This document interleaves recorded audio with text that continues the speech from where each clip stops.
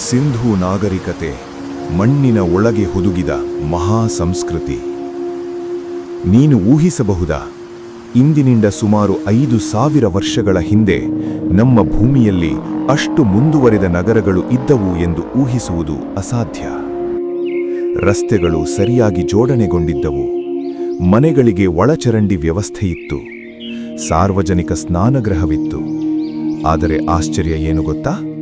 ಅವರು ರಾಜರ ಕಥೆಗಳನ್ನು ಬರೆದಿಲ್ಲ, ಯುದ್ಧಗಳ ಇತಿಹಾಸ ಬಿಟ್ಟಿಲ್ಲ. ಅವರು ಮೌನವಾಗಿದ್ದರು.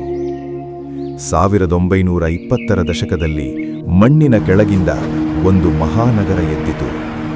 ಅದನ್ನು ನಾವು ಇಂದು ಮೊಹೆಂಜೊದಾರೋ, ಹರಪ್ಪ ಎಂದು ಕರೆಯುತ್ತೇವೆ. ಅವು ಸಾಮಾನ್ಯ ಹಳ್ಳಿಗಳಲ್ಲ, ಅವು ಯೋಜನೆ ಮಾಡಿದ ನಗರಗಳು. ರಸ್ತೆಗಳು ಚೌಕ ಮಾದರಿಯಲ್ಲಿ, ಪ್ರತಿ ಮನೆಯಲ್ಲೂ ನೀರಿನ ವ್ಯವಸ್ಥೆ, ಅದ್ಭುತ ಒಳಚರಂಡಿ ವ್ಯವಸ್ಥೆ. ಅವರು ಸ್ವಚ್ಛತೆಯನ್ನು 1000 ವರ್ಷಗಳ ಹಿಂದೆ ಅರ್ಥ ಮಾಡಿಕೊಂಡಿದ್ದರು. ವ್ಯಾಪಾರ ಮಾಡುತ್ತಿದ್ದರು, ಮುದ್ರೆಗಳನ್ನು ತಯಾರಿಸುತ್ತಿದ್ದರು, ವಿಶಿಷ್ಟ ಲಿಪಿ ಬಳಕೆ ಮಾಡುತ್ತಿದ್ದರು. ಆದರೆ ಆ ಲಿಪಿ ಇಂದಿಗೂ ಓದಲು ಆಗಿಲ್ಲ.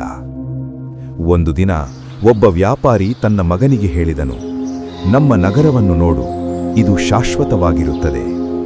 ಆದರೆ ಇತಿಹಾಸ ಬೇರೆ ನಿರ್ಧಾರ ತೆಗೆದುಕೊಂಡಿತು. ಹಠಾತ್ ಆ ನಗರಗಳು ಮಾಯವಾದವು. ಯುದ್ಧವೋ, ಪ್ರಕೃತಿ ವಿಕೋಪವೋ, ನದಿಯ ದಿಕ್ಕು ಬದಲಾವಣೆವೋ, ಇಂದಿಗೂ ಅದು ರಹಸ್ಯವೇ. ನಾವು ಪಿರಮಿಡ್ಗಳನ್ನು ನೆನಪಿಸಿಕೊಳ್ಳುತ್ತೇವೆ, ರಾಜರ ಹೆಸರುಗಳನ್ನು ನೆನಪಿಸಿಕೊಳ್ಳುತ್ತೇವೆ.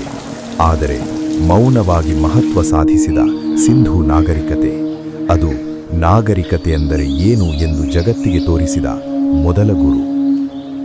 ಮಣ್ಣಿನ ಕೆಳಗೆ ಮಲಗಿದ್ದ ಆ ನಗರಗಳು ಇವತ್ತು ನಮಗೆ ಒಂದು ಪ್ರಶ್ನೆ ಕೇಳುತ್ತಿವೆ.